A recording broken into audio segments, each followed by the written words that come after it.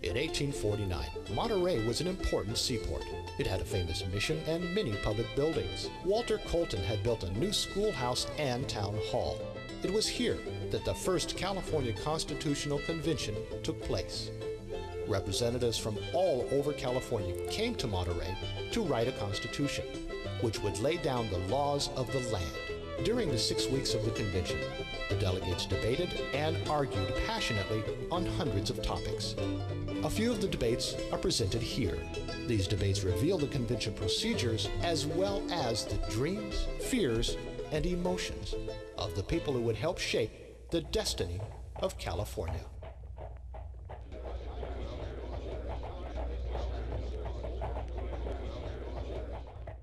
Everybody's reading about it. Monterey on the first day of September 1849. This was the day delegates were to meet here at the request of General Riley, acting governor of the territory, to frame a state constitution or a territorial organization. The meeting place was Walter Colton's schoolhouse.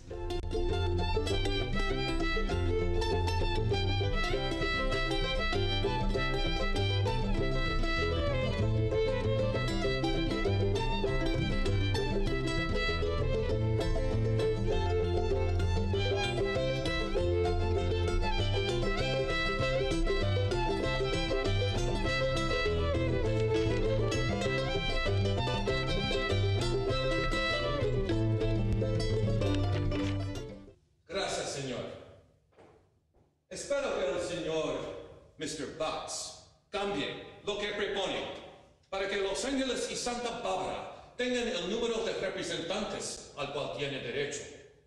En mi humilde opinión, Santa Bárbara debe tener una calidad igual en número de representantes de Monterrey y Los Ángeles, con 7 miembros. Gracias por haberme escuchado. Sigue, señor. I shall attempt to translate. I hope that Mr. Botts changes what he proposes so that Los Angeles and Santa Barbara have the number of representatives they are due. In my humble opinion, Santa Barbara should have the same number of representatives as Monterey and Los Angeles, 7 members. Thank you for having listened to me. Thank you. Mr. Chairman, Mr. McAllen, I move that the District of Los Angeles be entitled to 7 delegates instead of 5, and Santa Barbara 5 instead of 3. Do I hear a second? No. All in favor say aye. Aye. Opposed? No. So carried.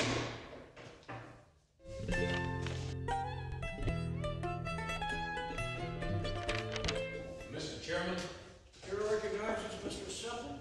I suggest that officers be selected that the organization of the convention might be complete. Indeed. Mr. Chairman. Yes, Mr. Botts. I move that the election of president be the first order of business. Second. You've all heard the motion. Do I hear a second? All in favor say aye. Aye. Opposed? So carried. Now the convention is now open for the nominations for the office of the presidency. Mr. Chairman, Mr. Lippert. I should nominate the Honorable Mr. Semple. Second. Mr. Chairman. Gilbert. I nominate Mr. McCarthy. Second, Mr. Todd. Mr. Chairman, Yes, Mr. I Shannon. should like to nominate the distinguished Mr. Paddock. Very good. Second. Mr. Chairman, Yes, Mr. Witt. I move that the nominations be closed. All in favor say aye. Aye. Opposed? So carried. Now I would ask all the gentlemen whose names have been placed in nomination to leave the room at this time. Be so kind. Now, gentlemen, we will vote by ballot, and I appoint Mr. Jones and Mr. Webb to count the votes.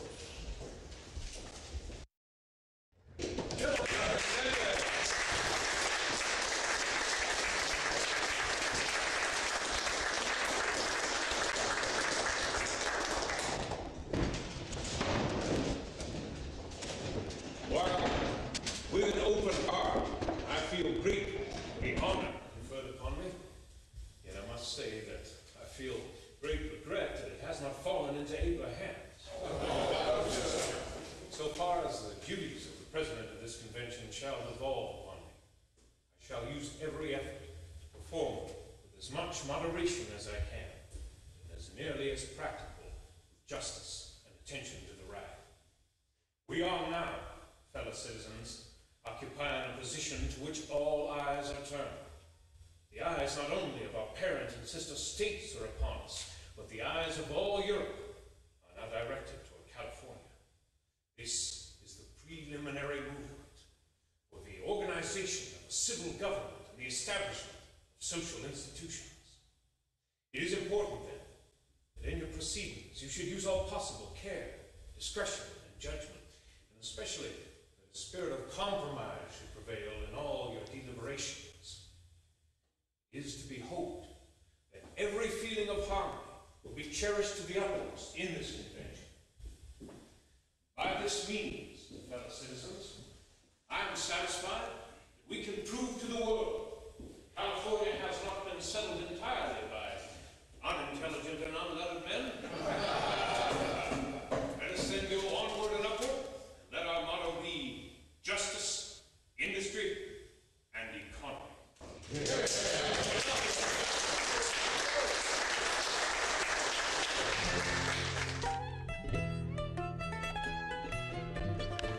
Mr. President.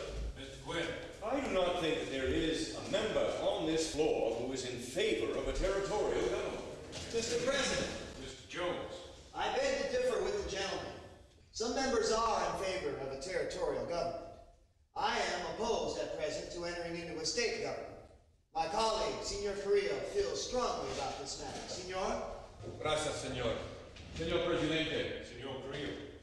Quiero decir que yo represento uno de los más respetables distritos en California. Y yo no creo que sea para el mejor interés de mis constituyentes que el gobierno del Estado debe ser formado y que al mismo tiempo, como la mayoría de esta convención, parece estar a favor del gobierno del Estado. Un momento, señor presidente, por favor. Por favor, señor Hartnell, léelo este reportaje. Sí. Mr. President, Delegate Carrillo has given me a statement which I shall endeavor to translate. I, Mr. Carrillo, represent one of the most respectable communities in California, and I do not believe it to be in the best interest of my constituents that a state government should be formed. At the same time, as a majority of this convention appears to be in favor of a state government, I propose that the country should be divided by running a line east from San Luis Obispo so that all north of that line might have a state government and all south thereof a territorial organization. Señor, sigue, por favor. Sí. Although a gentleman belonging to this body has stated this morning that it was not the object of the convention to form a constitution for the Californians, I beg leave to say that I consider myself as much an American citizen as the gentleman who made that assertion. Mr. President, what I said was that the Constitution which we are about to form is for the American population, because the American population is a majority. But it is for the protection of the minority, the native Californians. Now, the majority of any community is the party to be governed.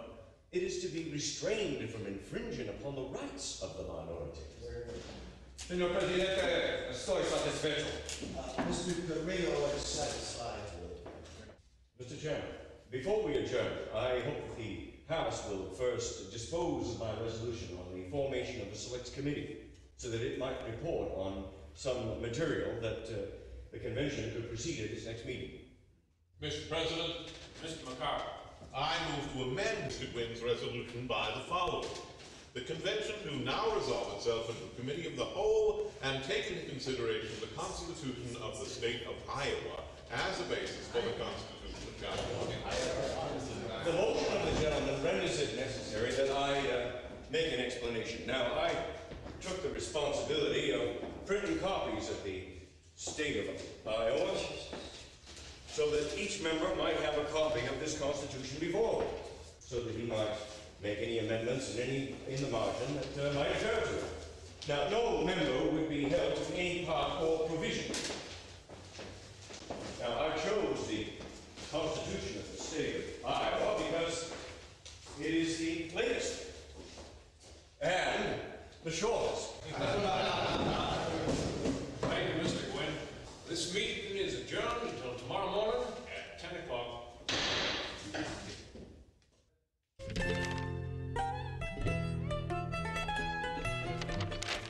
Chairman, Mr. Chairman. I move that we insert as an additional section the following. Neither slavery nor involuntary servitude, unless for the punishment of a crime, shall ever be tolerated in this state. Do I hear a second? Second. All in favor? Aye. All opposed? Motion carried.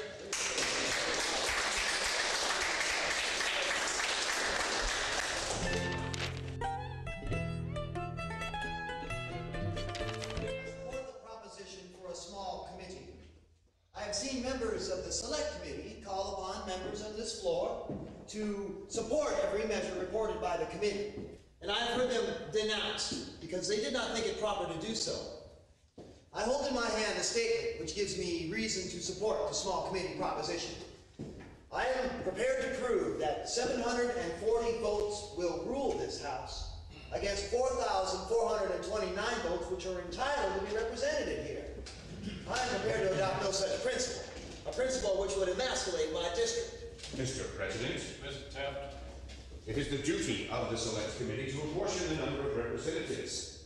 This new committee would certainly clash with the duties of the already existing committee. That seems to me sufficient reason why this should not be acted upon now. As to the fling made by the gentleman who last spoke, I consider his remarks entirely unwarranted and unworthy of notice, and I would call his attention to the following quotation from Junius. There are men who never aspire to hatred, who never rise above contempt. I call upon the gentleman to put that down in writing. I think, Mr. President, that any member of a parliamentary body who is the subject of offensive remarks has the right, with or without permission of the House, to claim that those remarks shall be put down in writing. Such, I believe, is a general rule of all parliamentary bodies, and I wish them placed upon the journal. There is certainly a rule prohibiting personal remarks from being made by any of the members. It was hoped by the chair that all such remarks would have been avoided. But where offensive remarks are made, they may, at the request of the gentleman, be entered upon the journal by the permission of the House. The chair himself is unwilling to have these remarks entered upon the journal of the House. I am merely referring, Mr. President, to that general rule which protects members of a parliamentary body against gross and offensive remarks. I call upon the Secretary to put them down. I do believe Cushing's manual states the member objecting to the remarks should require the words be written down at once and have them entered upon the minutes. The chair will adopt the latter suggestion. Mr. President, Mr. Taft. while I do not intend to retract or apologize for anything that I said, I had no idea a simple quotation would have caused such a commotion in the House. I've been laboring under sickness for some days, and I don't wish to enter into any long argument on the matter. I will read the remarks as I have written them. I read them for correction. The gentleman from San Luis Obispo said the remarks made by the gentleman from San Joaquin do not deserve notice. And he would call his attention to the following passage from Junius. There are men who never rise above hatred or reach beyond contempt. I will state the words if the House desires it, but not at the insistence of the gentleman. Mr. President, Mr. Gilbert. the Spanish delegation would ask that they be excused from voting, since the question appears to relate to certain English words which they do not understand. No me entiendo esas palabras, señor. Permission granted. I want the words written precisely as I said them. There are men who never aspire to hatred, who never rise above contempt. Mr. President, Mr. Fox. I'd like to offer a resolution prohibiting members from indulging in personalities, and in such cases requiring them to apologize to the House. Now, in the present case, both the gentleman who made the imputation and the gentleman who threw it back ought to apologize to the House. Now, I was myself opposed to the Select Committee from the very beginning. I called it the Great Committee, the Mammoth Committee. But if I have cast any personal reflection on any member who composed it, then I do hope that the House would pardon me. Thank you, Mr. Fox. Mr. Gwynn. I concur with the remarks from the gentleman from Monterey. Now, I have seen the bitterest hatred and the most ferocious controversy springing from a smaller matter than this. Now, every gentleman here should bear in mind that we have been assembled as a body for a great national object, and should be very cautious not to wound the feelings of fellow members. If it is the opinion of the House that I have done so, I will cheerfully apologize to the House. but not to the gentleman whom I consider impugn the motives of the Select Committee. If it was not his intention to impugn the motives of the committee, then of course, the offensive quotation is not applicable to him. Mr. President. Mr. Jones. Is it possible that I, as a member from San Joaquin, in opposing the principle of allowing smaller districts an equal vote with my own in the formation of this Constitution, should be considered as impugning the motives of any person or insulting any committee? I do not consider I have injured the feelings of any gentleman on that committee. Now, it is the responsibility of the House that these gentlemen should settle this difficulty here. Now, there should be no after-settlement out of doors, no bloodshed transpiring from what has occurred here. The power and majesty of the House should be brought to bear upon this case. And these gentlemen should not be allowed to leave this room until they have settled this difficulty. I hope my friend Mr. Jones will not require any apology here. If there has been any misunderstanding, let it be settled out of doors. I would not trouble the House, if insulted, by asking for any apology here. It is for this very reason that I want it settled here. And there should be unlimited debate on all questions. But personalities should be avoided.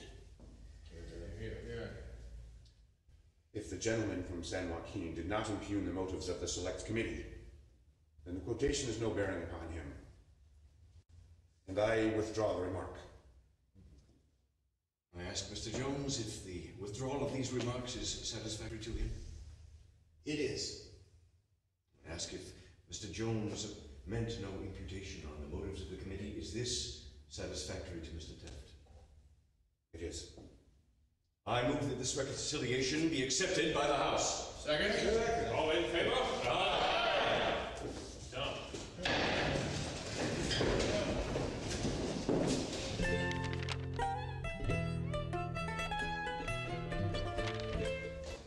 I move that no person living in California who has left his family elsewhere shall be considered a resident of the state of California. Mr. Chairman. Chair recognizes Mr. Pellet. I would like to know if the persons to whom the gentleman has made reference were not included under the head of idiots and insane persons. Well, now I think it rather unfair that a gentleman who enjoys the blessing of having his family here should be so hard upon those who, like myself, have left theirs at home. Well, I really did not think there would be a single dissenting vote to this very plain proposition. As to the difficulty of Mr. Gilbert, I will answer him as others have been answered. We shall provide for him in the schedule. But seriously, the object of this amendment was to give some guarantee that those who are to assist us in the making of our laws will remain in the country long enough to become subject to the operation of those laws. Mr. Chairman. Yes, Mr. Mercado. I protest strongly against this proposition. It would be very hard if I, after my long residency here, should be deprived of my right to vote because my family is elsewhere. Mr. Chairman, I think that one more provision ought to be introduced, that all single men should be married in 3 months. Let's vote on Bob's amendment. Yes, vote on it. All those in favor of Mr. Bob's amendment say aye. Aye. Opposed? No. Motion is defeated. Now,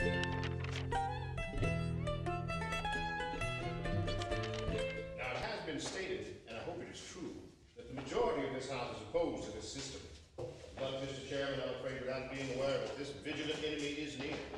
Why, there may be bankmen in this country, and they are the sharpest and cunningest of men. Now, I call upon every anti-bank man in this House to weigh well every word spoken. No!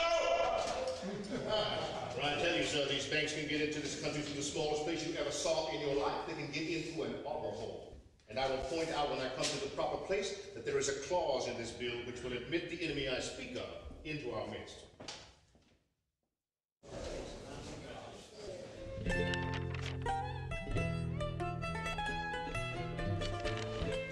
Do I hear a motion that we form the Committee of the Whole for the debate on Article 8 on education? So moved. Second. All in favor? Aye. Opposed? Done. The legislature shall encourage by all suitable means the promotion of intellectual, scientific, moral, and agricultural improvements.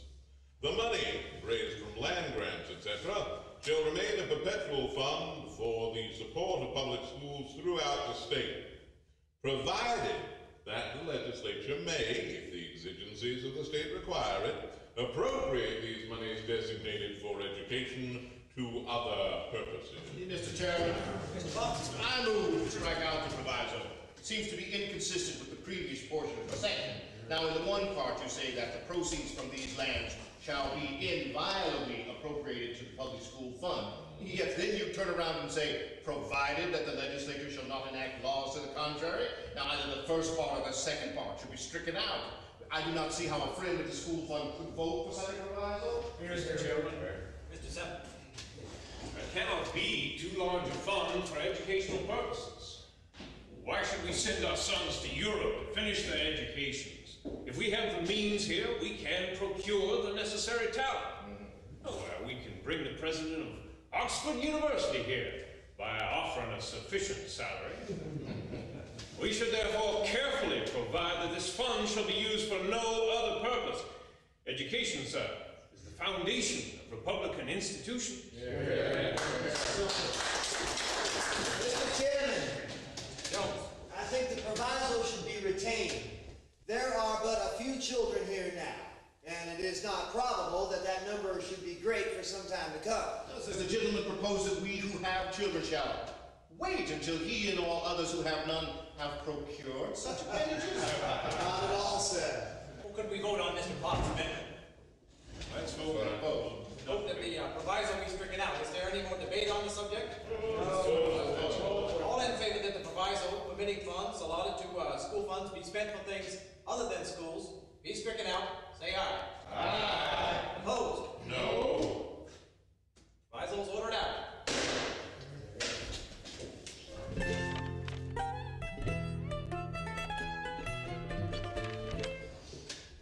We will now hear the report on the Committee on the Constitution as relates to miscellaneous provisions. The first section being under consideration as follows. The first session of the legislature shall be held in the Pueblo de San Jose, which place shall be the permanent seat of government until removed by law. Mr. Chairman.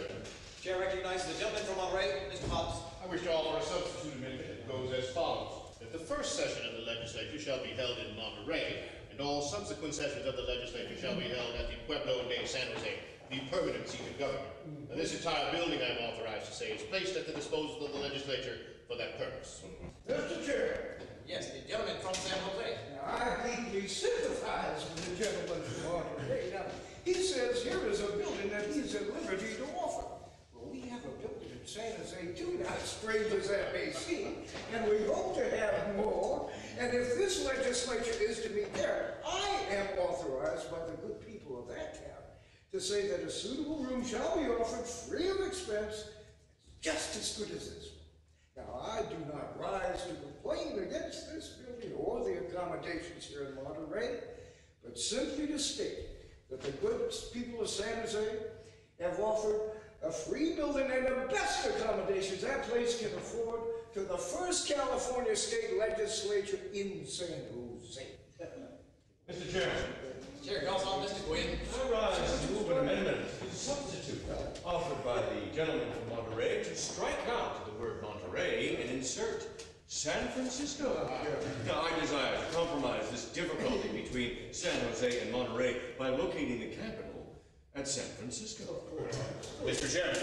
Mr. Devlin. Yes, I am requested by my colleagues and other Southern gentlemen to state that we have a most beautiful mission, which is at the service of the state, and that the most appropriate place for the capital should be San Luis Obispo. Mr. Chairman. Mr. Seven. In speaking upon this amendment, I would barely give notice that if Benicia should be substituted as compromise, I shall feel under the necessity of voting for it. Now, I will only say that if the gentlemen of this convention desire to make it the seat of government, I have lots there, which the government can have by paying for it. They can also have a building there very soon, provided they build it on those lots after they have paid for it. Mr. Chairman. Mr. Shannon. The gentleman from Benicia proposes Benicia. And now, sirs, it is well known that Stockton possesses a great many advantages over Benicia. And I should not be surprised if the future legislatures should locate the seat of government in Stockton. Señor Chairman. Mr. Covarrubias. En este momento discute un asunto sumo importante. El emplazamiento de la capital de California. En mi humilde opinión, el mejor lugar es Santa Barbara.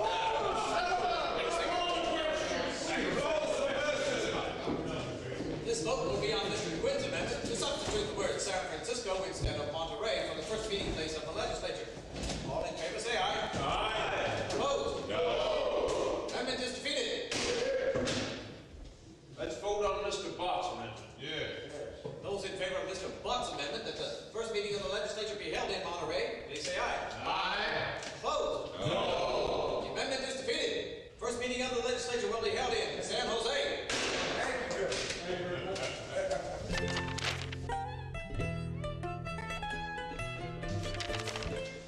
I shall now read on the second section of the article of miscellaneous provisions. Any citizen of the state of California who shall fight a duel with deadly weapons, send or accept a challenge to fight a duel with deadly weapons with any citizen of the state, act as a second, or in any way knowingly aid or assist any so offending, shall be deprived of holding any office of profit and enjoying the right of suffrage under this Constitution. Mr. Chairman. Mr. Taft. No clause you can introduce into the Constitution will prevent a man from fighting a duel, if it be in defense of his honor. If we'd had a clause such as this in the United States Constitution, Hamilton, Randolph, Clay, and Benton would have been dropped from the rolls of American statesmen. Mr. Chairman. Dr. Semple. Dueling itself is, so far as I am individually concerned, unconstitutional. My Constitution forbids it. And I'm resolved never to fight a duel if I can honorably get out. Now, I have an instinctive dread of death. I dislike the idea of dying. But given my choice whether I shall be branded with infamy or prohibited from holding any office, I should choose death in preference. Now, I would dislike very much to fight a duel because I might be killed. I consider that one of the strongest objections to the practice. And to me, it is a constitutional objection, but I think to be shot down or to be hung is preferable to disfranchisement.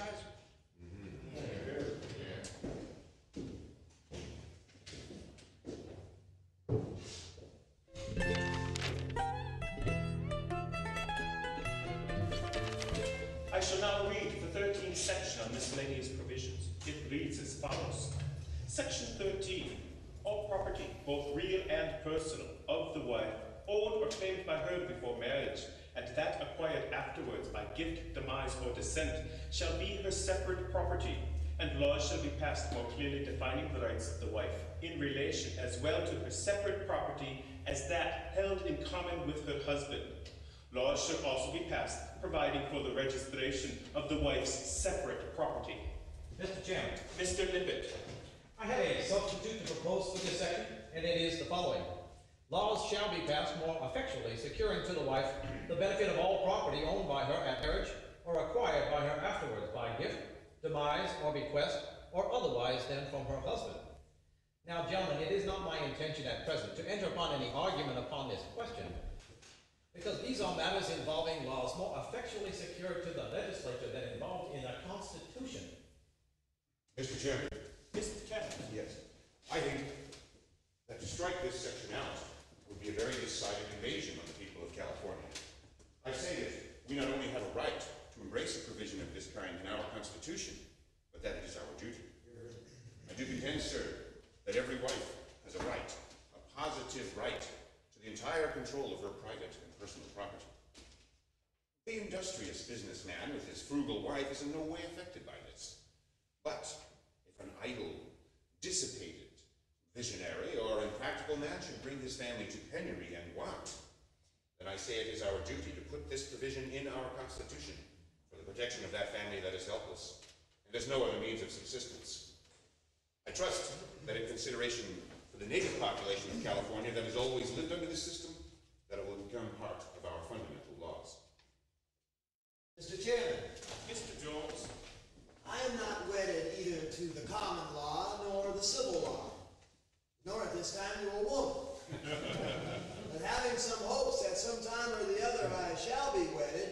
I shall advocate this section of the Constitution, and I would call upon all the bachelors in the House to vote for it. We cannot find a greater inducement for women of fortune to come to California. It is the very best provision to get us wives that we can introduce into the Constitution. Mr. Chairman. Mr. Butts. I object to this clause, and I will vote to expunge it altogether from this Constitution. I object to it on the general principle so often avowed in this convention that it is a legislative enactment. And I object to it too, sir, because I believe it is radically wrong. Sir, the God of nature made woman lovely, frail, and dependent. Such the law pronounces her. God has done what the law has done, placed her under the protection of man. And it is the object of this clause to remove her from that protection. I say, sir, the husband will take better care, provide for her better, protect her better than the law. He who would not let the winds of heaven too rudely touch her is her best protector. When she trusts him with her happiness, she may well trust him with her gold. Now, this clause, I believe, is calculated to produce strife and dissension in families. Now, the only despotism on this earth that I would advocate is the despotism of the husband. Now, this doctrine of women's rights and the doctrine of those mental hermaphrodites, Ab Folsom and Fanny Wright and the rest of that tribe. I entreat, sir, that no such clause may be placed in this Constitution. Mr. Chairman. Mr. Haddock. It will be remembered that this section proposed in the Constitution is and always has been the law of this country. When we propose, therefore, to put it in our Constitution, we are not stepping upon untried ground. Now, it is for this reason that I am in favor of making it a constitutional provision. I believe that it is indispensably necessary that the wife's property should be protected. I expect myself, sir, at some future time to take a wife. She may be possessed of some little property, and I'm not sure that if it is not secured to her, I may squander it. Are we prepared to vote? Yes. The first vote will be on Mr. Lippett's amendment. Laws securing the property rights of the wife should be formed in the legislature and not in this Constitution. Those in favor say aye. Aye. Those opposed? No. The amendment is defeated. We shall now vote on the section as proposed by the committee that the property rights of the wife belong in this Constitution. Those in favor say aye. Aye. Those opposed? No. Motion carried.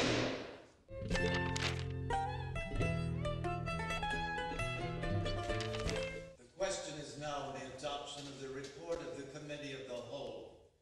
The Gwen Halleck Amendment and Proviso on the boundary of California that includes the Mormon territory. Mr. Chairman, I move that there be a division of the question so we may vote on the main proposition and the proviso separately. The chair decides that such a division is proper. Mr. Chairman, I appeal to the House that the decision of the chair shall come to a vote before the full House. I move that there be no division between the proviso and the main proposal. I second the motion. All right, you've heard the motion. All in favor say aye. Aye. Opposed? No. So we will now vote on the Gwen Halleck Amendment and Proviso. The yes vote means that the boundary will include the Mormon territory. All those in favor? Aye. Opposed? No. The motion carries. I now move we adjourn, sine die. We've done enough mischief. I have noticed I will file protest against this vote. Let us assure the 39,000 immigrants coming across the Sierra Nevada will never sanction this Constitution if you include the Mormons. Constitution is gone. I want to place the motion to adjourn, sine die. This convention has done enough harm. There is a resolution before the House fixing the time of adjournment. It must be rescinded. I call for the yeas and nays on the motion to adjourn sine die. But gentlemen, please let me remind you first that sine die means that we adjourn without a date to reconvene. I'll let the motion prevail in order to put a safety valve operation to this excitement. I appeal to my colleague to withdraw his motion. The question is on adjournment. I call for the question. Gentlemen, I shall vote against the House adjourning before business before us is completed here. I withdraw my motion to adjourn, sine die. I move that the motion to adjourn sine die be rescinded. All right, gentlemen, you've heard the motion. All in favor? Aye. Opposed? So, this meeting is adjourned until tomorrow.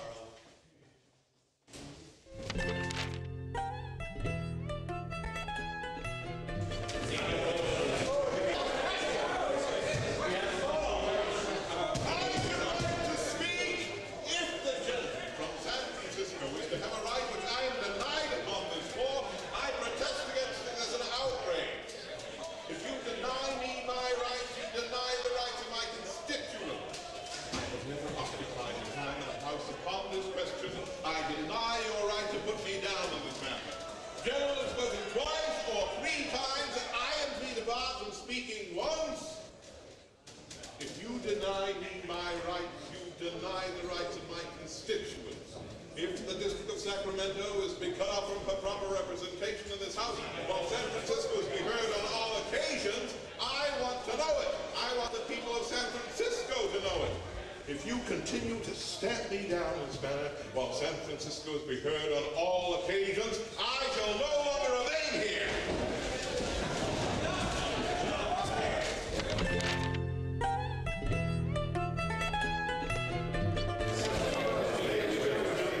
I have heard your remarks and am satisfied.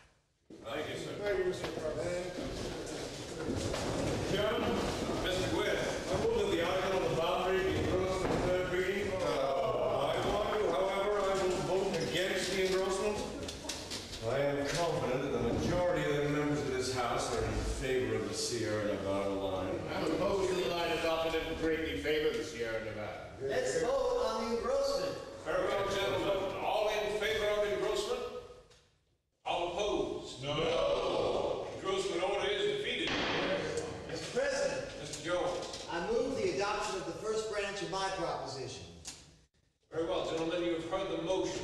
Now, the approval of the first branch of Mr. Jones' proposal means that the boundary line for the state of California will be at the Sierra Nevada.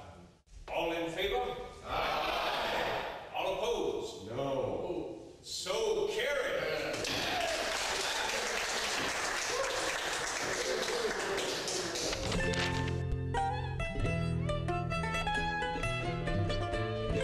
Mr. President, Mr. Halleck. I move that a committee of 3 be appointed to transmit a copy of the Constitution of the State of California to General Riley, acting Governor of California, with an accompanying letter signed by the President of this body, requesting the Governor to forward the same to the President of the United States by the earliest opportunity. You've heard the motion. Do I hear a second? Second. All in favor? Aye. Opposed? So done. I appoint Mr. Lippett, Mr. Halleck, and Mr. McCarver to the committee. I would like to announce to the convention that I have received official notice from General Riley that a national salute will be fired by his order on the signing of the Constitution adopted by this convention. This convention is adjourned until tomorrow.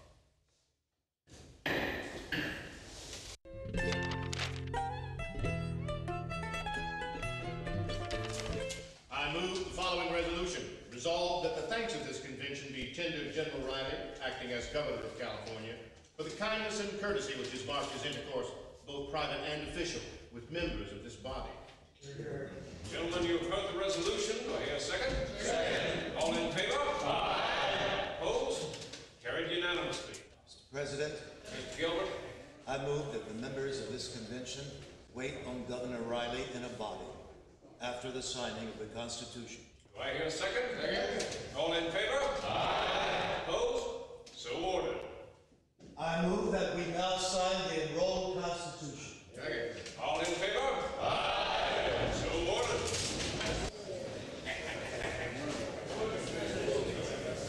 Mr. McCarver. I move that the convention thank the trustees of Colton Hall for the use of the building during the sessions of this convention. All in favor? Aye. Opposed? So ordered. I move that the thanks of this convention be presented to the Honorable Robert Semple for the faithful and impartial manner in which he has discharged the arduous and responsible duties of the chair, and in retiring therefrom, he carries with him the best wishes of this convention.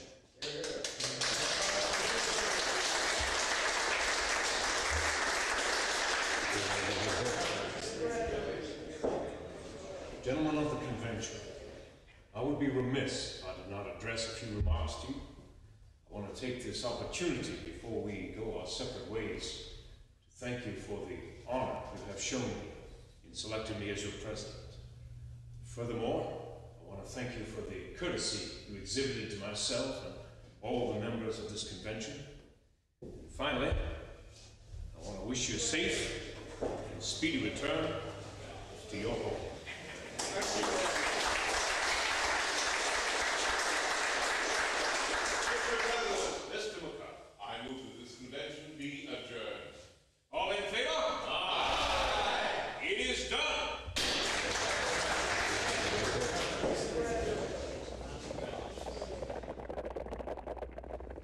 This was a great day for California. Oh, indeed. During the signing of the Constitution, there was a 31-gun salute at the Presidio, and people celebrated everywhere. And this Constitution makes California the 31st state of the great Republic of the United States of America.